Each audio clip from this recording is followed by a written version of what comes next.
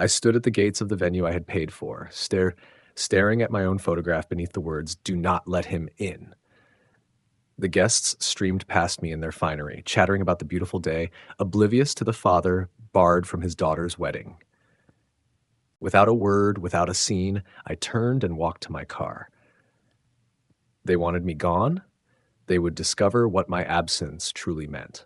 4 hours later, my phone began ringing. By then, it was far too late. Before we continue, please subscribe to stay updated on our latest stories. The parking lot of the countryside venue was already full. Elegant cars lined up in neat rows beneath the linden trees. I parked and stepped out, adjusting my tie. My heart was pounding like a schoolboy's before an exam. The day we'd been preparing for months had finally arrived. "Oh, look who's here," a familiar voice called out.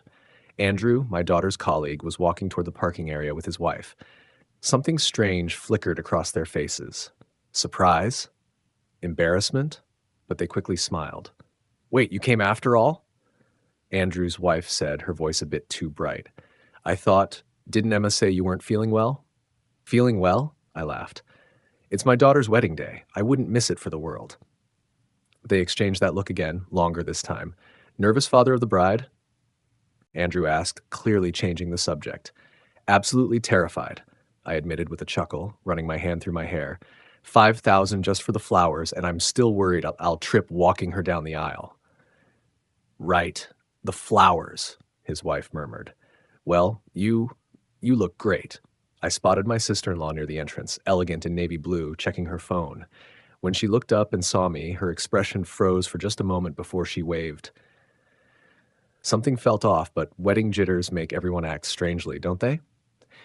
"I should head in," I told Andrew. "Need to check if the band's set up properly. You know how musicians can be." "Right, of course," he nodded quickly. "See you inside." I walked toward the main entrance, my mind running through the checklist. Flowers, check. Band, hopefully check. Photographer, should be setting up. The catering deposit I'd paid last week better have secured us those crab appetizers Emma specifically requested. The venue was beautiful, exactly what Emma had dreamed of. White draping everywhere, fairy lights strung between ancient oak trees, a dance floor that had cost more than my first car. Every detail perfect, every expense justified. This was my little girl's day. The security guard stepped forward as I approached the gate to the ceremony area. "Excuse me, sir, can I see your invitation?" "Invitation?" I repeated, pulling out my phone to show the family group chat with all the wedding details. "I'm the father of the bride." The guard's expression didn't change. Professional, polite, unmovable. "I'm sorry, sir, but I need to see an actual invitation. Those are my instructions." A laugh bubbled up from my chest. Surely this was some kind of mix-up. "Look, I paid for this whole thing, the venue, the flowers, the band, everything. This has to be a mistake." "Sir, if you could just step over here for a moment." The second guard gestured toward a small table near the gate where a folder lay open. And that's when I saw it. My own face staring back at me from a printed photograph, paper-clipped to what looked like a guest manifest. Beneath it, in neat block letters, "Do not allow entry under any circumstances." The world went very quiet around me. The chatter of arriving guests, the distant sound of the string quartet warming up, the rustle of leaves overhead, all of it faded to a dull hum. "There must be some mistake," I said, but even as the words left my mouth, I knew there wasn't. The photo was recent, from last month's family barbecue. Someone had planned this. "I'm sorry, sir, but these are our instructions from the bride's family." My hands were surprisingly steady as I pulled out my phone and dialed Emma's number. It rang once, twice. "Dad?" Her voice was breathless, distant. Wedding day chaos. "Emma, sweetheart, there seems to be some confusion at the gate. The security won't let me in. They have my photo here saying, 'Oh.' Just that. 'Oh,' like she'd been waiting for this call. What do you mean, oh? Emma, what's going on?"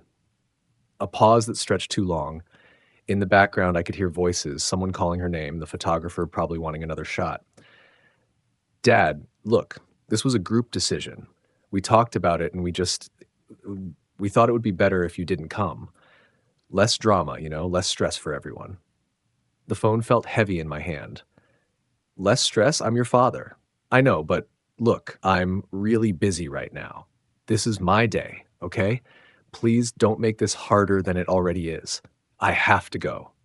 The line went dead. I stood there for a moment, staring at the phone screen, aware of the guards watching me with professional sympathy. Around me, guests continued to stream through the gate, showing their elegant invitation cards, laughing about the beautiful weather, commenting on how romantic the setting was. Without another word, I turned and walked back to my car. But I didn't drive home. Instead, I sat in the driver's seat and dialed a familiar number. Margaret? It's me. Sorry to call you on Saturday. Oh, hi there.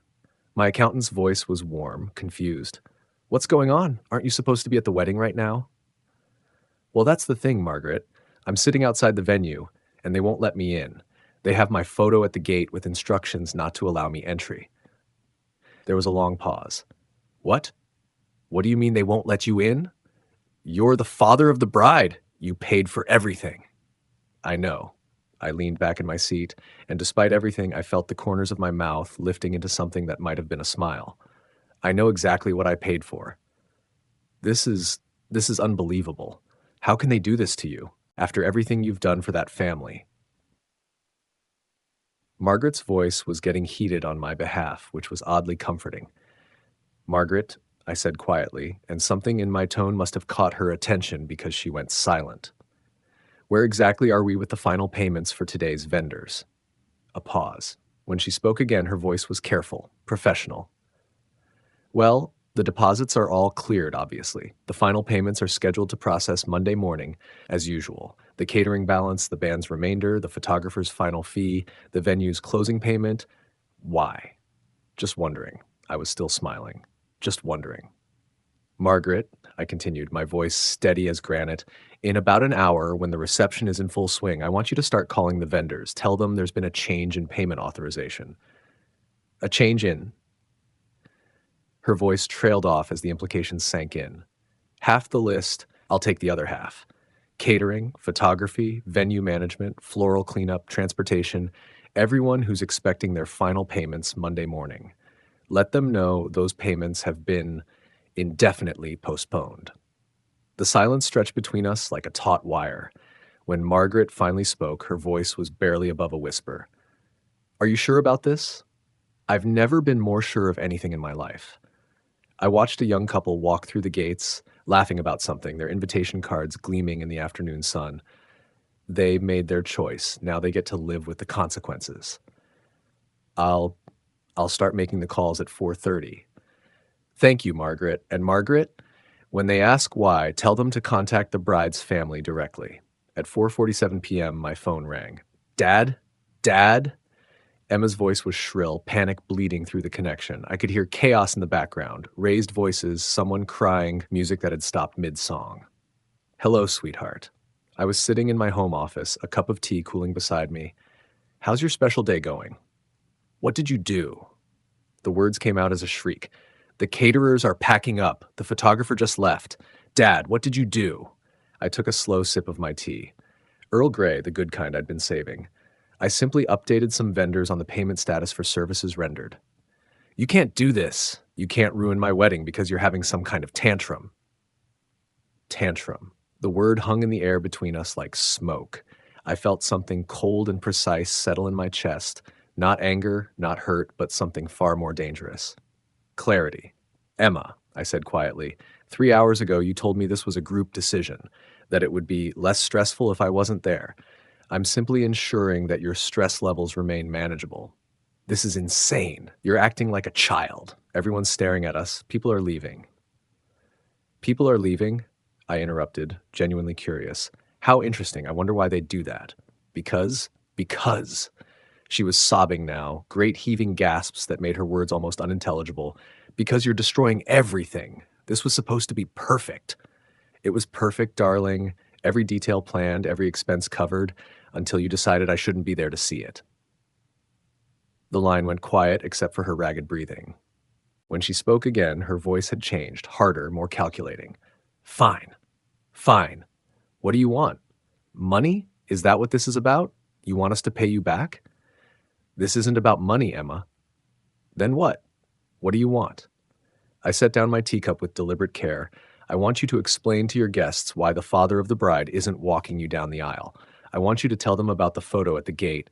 I want you to own your choice. The phone went dead. 23 minutes later, it rang again. This time, it was my ex-wife. "What the hell is wrong with you?" Sandra's voice was venomous, each word sharp enough to cut glass. "Do you have any idea what you've done?" "Hello, Sandra. I trust you're enjoying the reception?" "Don't you dare take that tone with me. There are 300 people here watching this family fall apart, and it's all because you couldn't handle being uninvited." I leaned back in my chair, watching clouds drift across the sky through my office window. Uninvited. Is that what we're calling it? Yes, uninvited. Because no one wanted you there. Because you make everything about yourself. Because you're toxic and manipulative and I paid for the entire event. So what? That doesn't give you the right to hold it hostage. I almost laughed. Hostage? Sandra, I'm not holding anything hostage. I'm simply exercising my right to withdraw financial support from people who've made it clear I'm unwelcome. This is Emma's day. Her one perfect day, and you're destroying it. No, I said, and my voice was soft as falling snow. You destroyed it the moment you put my photograph on that security list. I'm just making sure everyone understands what that choice really meant. She was crying now, big, theatrical sobs that I remembered from our marriage. You're sick. You're actually sick. What kind of father does this to his own daughter? The kind who's tired of being treated like a walking wallet. You're going to regret this. Everyone's going to know what you really are now. Everyone's going to see what, Sandra? That I have self-respect, that I won't tolerate being humiliated by my own family. They're going to see that you're petty and vindictive, and I hung up on her mid-sentence.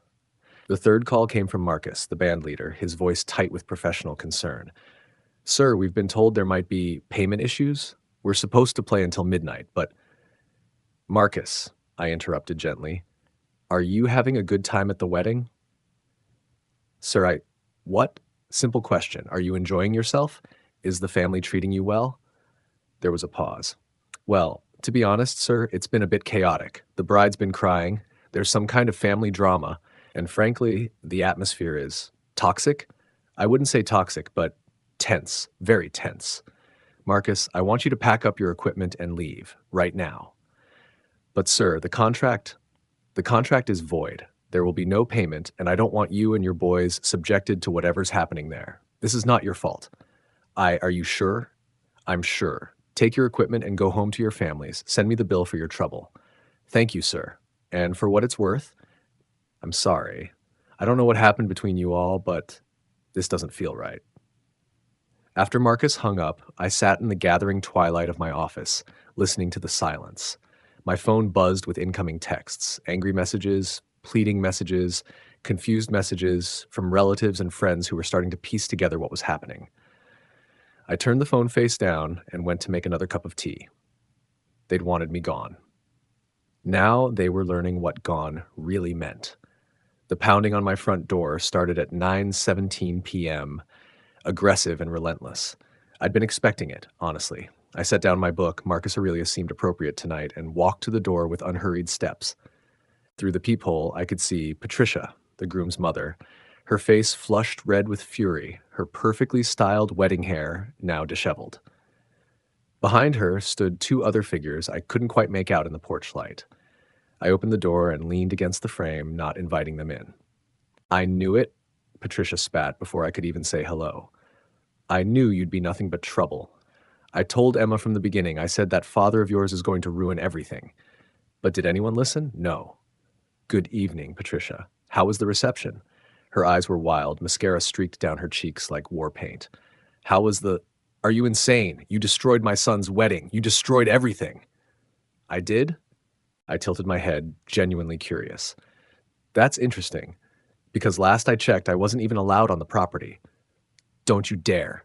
Don't you dare stand there and act innocent." She was shrieking now, her voice cracking with rage. "Why couldn't you just accept it? Just stay home quietly? Why do you always have to make everything about you?" I felt that familiar cold calm settle over me like armor. "Always? Patricia, when exactly have I ever made anything about me?" "Every family dinner, every holiday, every single time we try to have a normal conversation, you have to—" "I have to what? Pay for it?" That stopped her mid-sentence. "I'm curious, Patricia. In the 3 years since Emma and Derek got together, how many of those family dinners did you pay for? How many holiday gatherings? How many birthday parties, anniversary celebrations, weekend getaways? Her mouth opened and closed like a fish gasping for air. Let me help you with the math, I continued, my voice soft and steady. 0. The answer is 0. But I'm the one who makes everything about myself.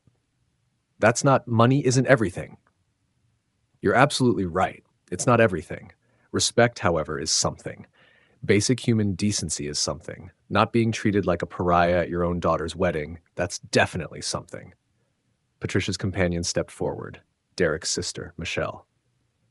Uncle Robert, you have to understand, this wasn't personal. Emma was just trying to avoid drama. Drama, I repeated the word slowly, tasting it. Michelle, can you explain to me what drama I was going to cause? Was I planning to object during the ceremony? Start a fight? Make a scene? Well, no, but... So the drama you were avoiding was what? My presence? The sight of me walking my daughter down the aisle? The risk that someone might remember who actually made this wedding possible? Patricia found her voice again, vicious and shaking.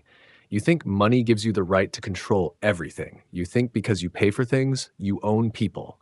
Something hot and sharp flashed behind my eyes, but I kept my voice level. Patricia, I want you to think very carefully about what you just said. I want you to remember the last time I asked Emma for anything.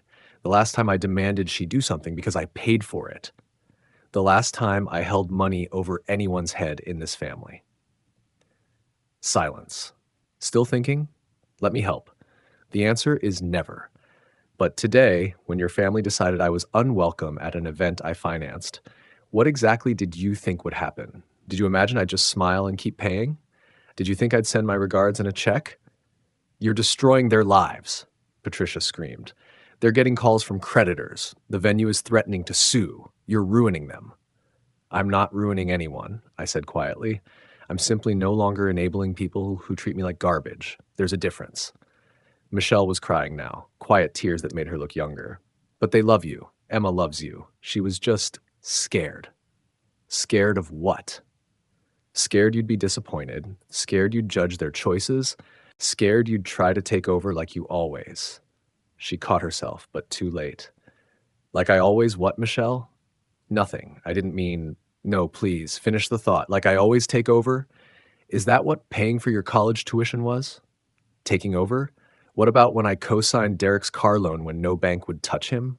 Taking over? When I gave you all the down payment for the house, was that taking over too? The porch fell silent, except for Patricia's ragged breathing.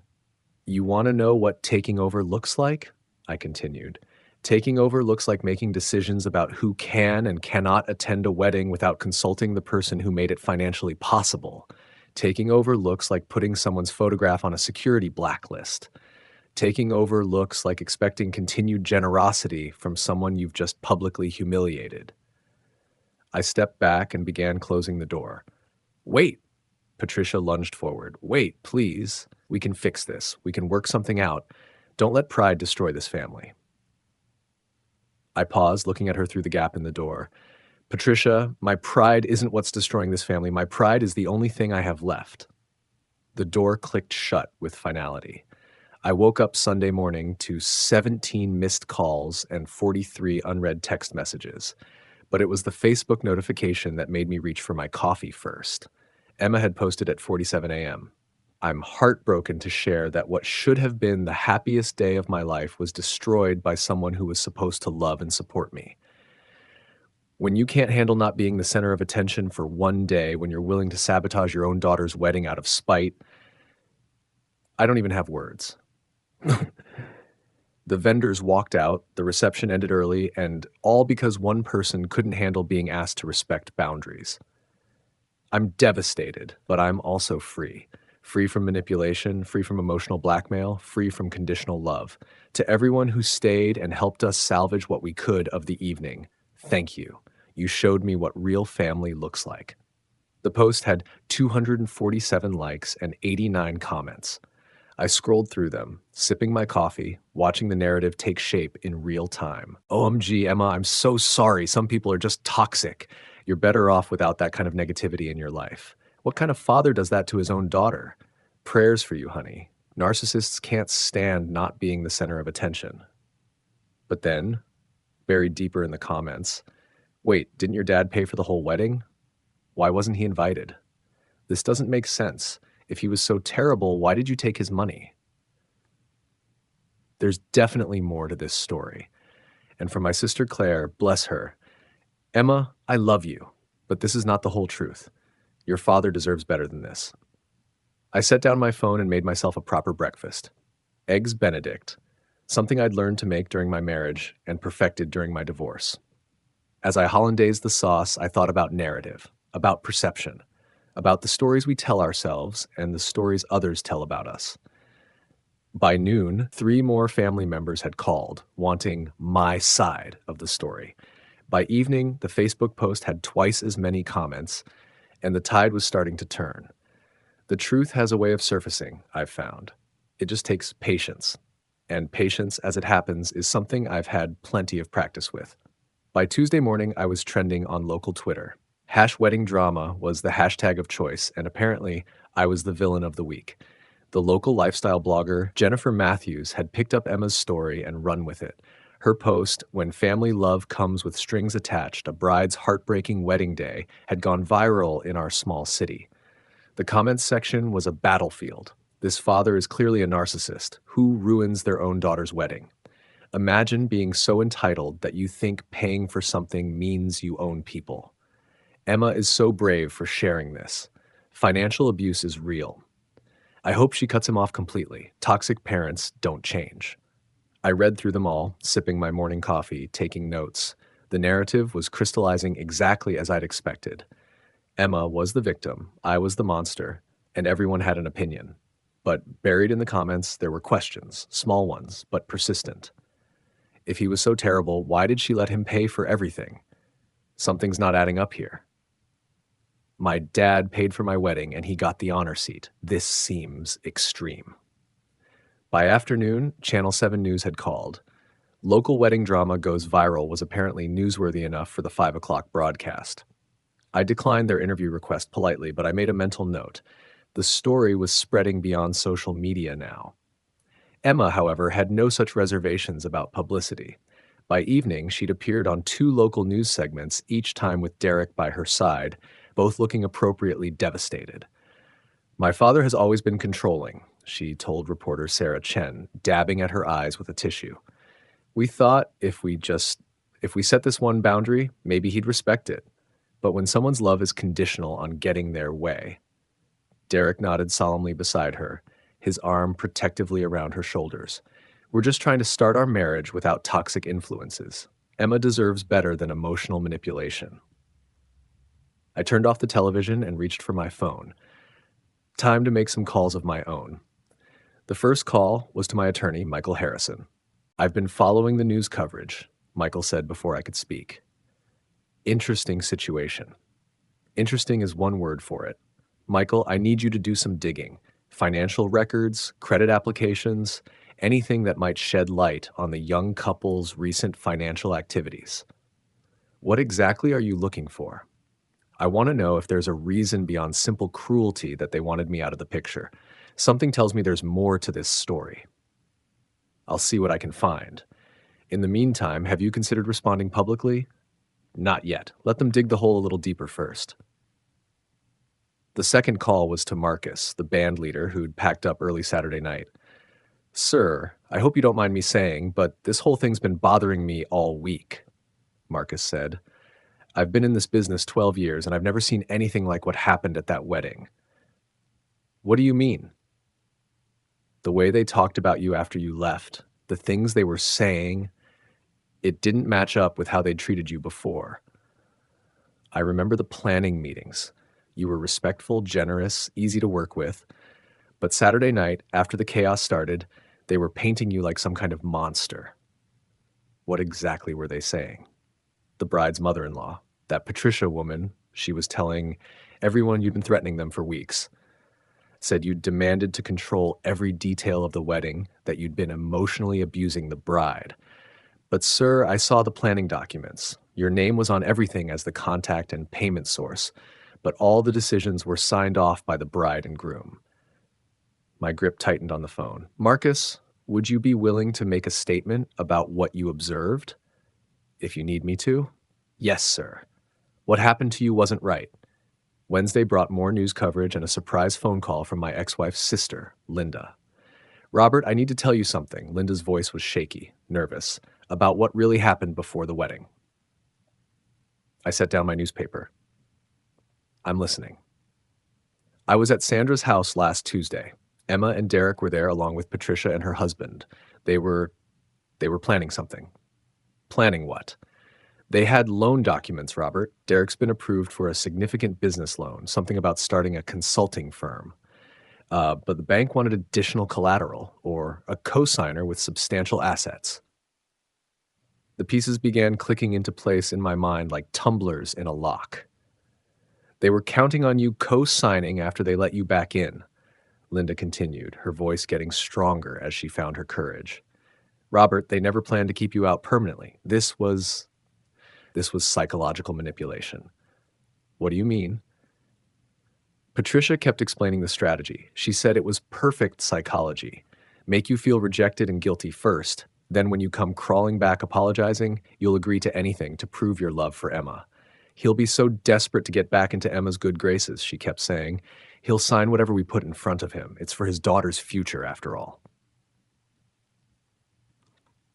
The silence stretched between us as the full picture crystallized in my mind.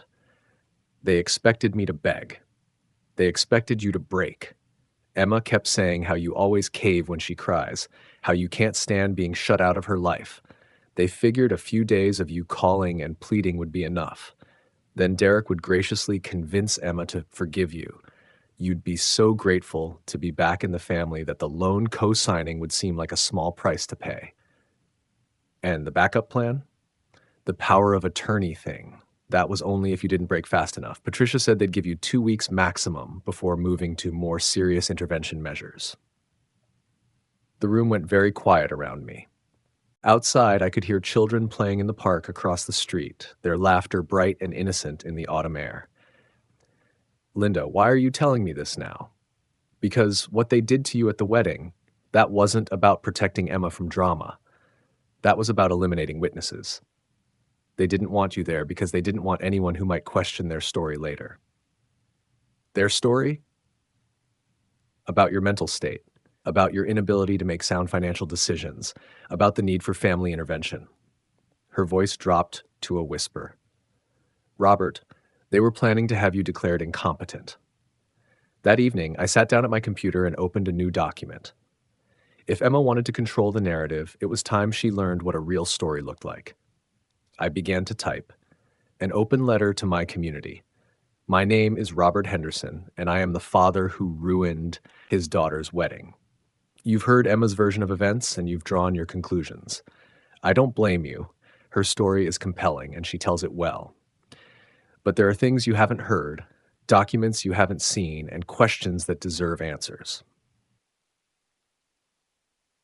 First, let me share some facts. Over the past 3 years, I have contributed approximately $127,000 to my daughter and son-in-law's lifestyle. This includes not just the $43,000 wedding, but also the down payment on their house, $35,000, Derek's car loan co-signature, $28,000, Emma's student loan payments, $15,000, and numerous smaller loans that were never repaid.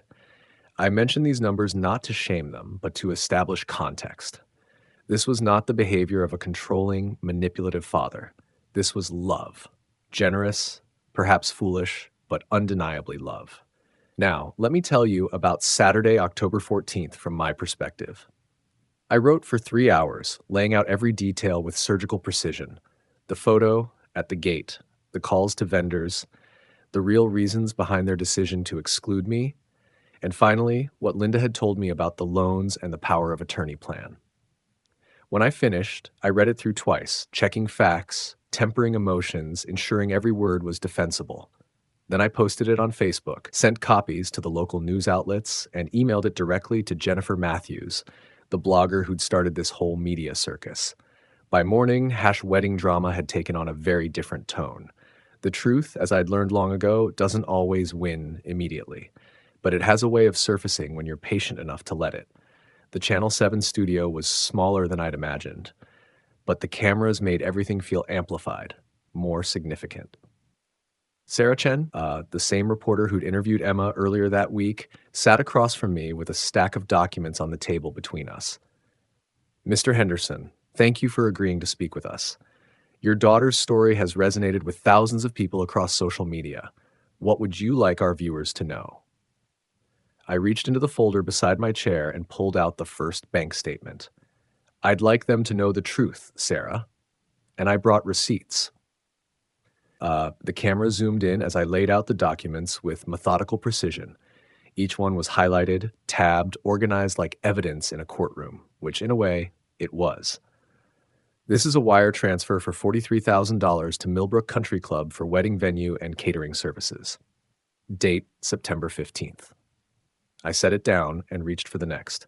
This is the payment to Harmony Strings Quartet, $3,500. Here's the photographer's deposit, $2,500. The flowers, the cake, the transportation, everything. Sarah leaned forward, studying the documents. And your daughter authorized you to make these payments? Not authorized, begged me to. Here's a text chain from August 12th. I handed her my phone, open to the messages. Emma asking if I could help out with the venue deposit because their savings wasn't enough. Here's another from August 20th. Derek asking about the band payment because they were a little short this month. The reporter read through the messages, her professional mask slipping slightly. Mr. Henderson, in your daughter's public statements, she's painted you as controlling and manipulative. How do you respond to that? I felt that familiar cold calm settle over me. Sarah, I want you to look at those bank statements again. Look at the dates, the amounts, the frequency. If I was trying to control Emma and Derek, wouldn't I have actually controlled something? Made demands? Set conditions? Where are my requirements? My ultimatums? What do you mean?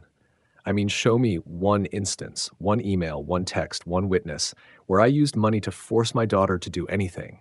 Show me where I ever said, do this, or I won't pay for that. Because I've been looking, and I can't find it. I pulled out another folder. What I can find is this: 3 years of unconditional financial support, car payments when Derek's credit was shot, student loan help when Emma's job fell through, grocery money when they were between paychecks, Christmas gifts, birthday parties, vacation funds, all given freely, without conditions, without contracts, without IOUs. Sarah was taking notes now, her reporter instincts clearly pinging. So when your daughter says you're financially abusive, I'd like her to define that term, because from where I'm sitting, financial abuse would look like threatening to cut someone off unless they comply with your demands. It would look like holding money over their head to control their behavior. What I did was the opposite. I gave freely and asked for nothing in return. I opened the final folder, except apparently basic human respect. The documents in this folder were different: printed emails, screenshots, phone records. These are communications between Emma, Derek, and the wedding vendors in the weeks before the ceremony.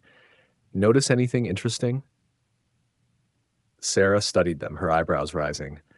They're making changes to vendor contracts without consulting you. They're removing my name from everything: the contact information, the payment authorization, even the basic courtesy of keeping me informed about my own financial commitments. I pointed to a highlighted section. Here, Derek tells the photographer not to worry about getting approval from Emma's father for the shot list because I'm not really involved in the planning anymore. But you were still paying for everything. Every penny. Right up until the morning of the wedding when I discovered I wasn't welcome to attend the event I'd funded. Sarah set down the documents and looked directly into the camera. For our viewers just joining us, we're speaking with Robert Henderson, the father who was barred from his daughter's wedding last Saturday. Mr. Henderson, you've shown us extensive financial records proving you paid for the wedding, but your daughter and her family maintain that you were excluded for their emotional well-being. How do you respond? I leaned back in my chair, feeling the weight of every decision that had led to this moment. Sarah, I want your viewers to imagine something. Imagine you've spent 3 years helping your child and their spouse build their lives. You've never asked for repayment, never demanded gratitude, never held anything over their heads. Then one day, you arrive at an event you financed only to find your photograph at the security gate with instructions to keep you out. My voice remained steady, but I could feel the camera catching something in my eyes, not anger, not hurt, but something far more dangerous. Resolution. What would that tell you about how those people really see you? Not as family, not even as a human being deserving of basic courtesy, but as what? A wallet? A resource to be used and discarded. And when you discovered this, I made a simple decision. If I'm not welcome at the party, I don't need to pay for the party. It's not revenge, Sarah. It's self-respect. The interview aired at 6 p.m. By 8:30, my doorbell was ringing like a fire alarm. Through the peephole, I could see them all. Emma, Derek, Patricia, Sandra, even Derek's father, whom I'd met maybe twice in 3 years. They were huddled together on my front porch like refugees from a storm. I opened the door, but didn't invite them in. Dad, we need to talk. Emma's face was blotchy from crying, her voice hoarse. Behind her, the others shifted nervously, a delegation of the desperate. Hello, Emma? How did the interview go over? Please, can we come in? We can fix this. We can make it right. I leaned against the doorframe, studying their faces. Patricia looked like she'd aged 5 years in 5 days. Sandra couldn't meet my eyes. Derek was sweating despite the cool evening air. Fix what? Exactly. All of it. Emma's voice cracked. The posts, the interviews, the whole mess. Dad, I'll delete everything. I'll post an apology. I'll tell everyone it was all a misunderstanding. A misunderstanding, I repeated slowly. Yes. We were stressed. Wedding planning is crazy. We made mistakes. Emma. My voice cut through her rambling like ice. Who decided to put my photograph at the security gate? Silence. Simple question. Whose idea was it? She looked back at Derek, then at Patricia, then at her feet. It was a group decision. A group decision. And who took my photo from the family barbecue to make into a security warning? Dad, does it matter? We're here to answer the question. Derek stepped forward, his face pale but determined. I did. I took the photo and had it printed. I nodded slowly. Thank you for your honesty, Derek. Now, Emma, whose idea was the loan applications that required my co-signature? The color drained from her face. How did you? Whose idea? Dad, we can explain that. We were going to talk to you after the wedding when everyone was happy and emotional and grateful and malleable. I looked at each of them in turn. You wanted me broken first, humiliated, desperate to get back into your good graces. Then I'd sign anything, wouldn't I, for my daughter's future. Patricia found her voice, shaky and desperate. Robert, you have to understand, we never meant for it to go this far. It was just strategy. Strategy. The word tasted bitter. Patricia, help me understand the strategy. Step 1, publicly humiliate the man paying for your son's wedding. Step 2, wait for him to grovel. Step 3, exploit his desperation. Is that about right? It wasn't supposed to happen like this. Emma was sobbing now, great heaving gasps. You were supposed to call me. You were supposed to be upset and ask what you did wrong. Then we could have worked it out, and you would have felt so bad that when Derek explained about the business loan, I would have signed without reading the terms.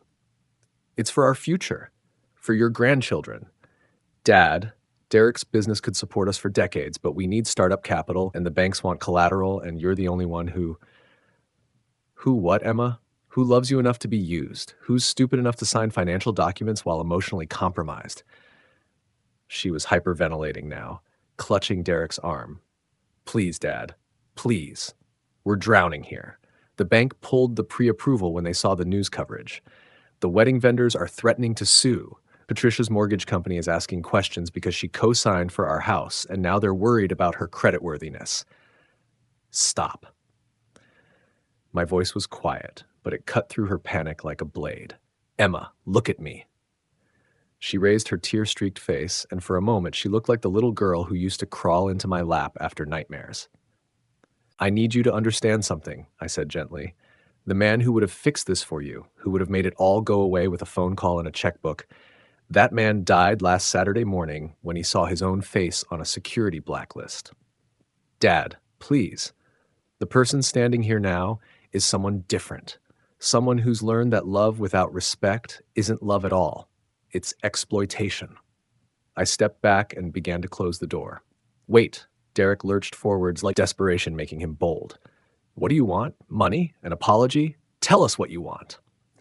I paused, looking at this man who'd taken my daughter from me, who'd helped plan my humiliation, who was now sweating through his shirt as his carefully constructed future crumbled around him. Derek, I don't want anything from you. That's the point. For the first time in 3 years, I want absolutely nothing from any of you. But we're family, Emma screamed. No, I said quietly. Family doesn't put each other's photos on security blacklists. Family doesn't plot psychological manipulation campaigns. Family doesn't treat love like a business transaction. I looked at each of them one final time. You wanted me gone, remember? Consider your wish granted. The door closed with a soft click, and I turned off the porch light. Behind me, the house was quiet and mine. To hear the next story, click the box on the left. And as always, thank you for watching.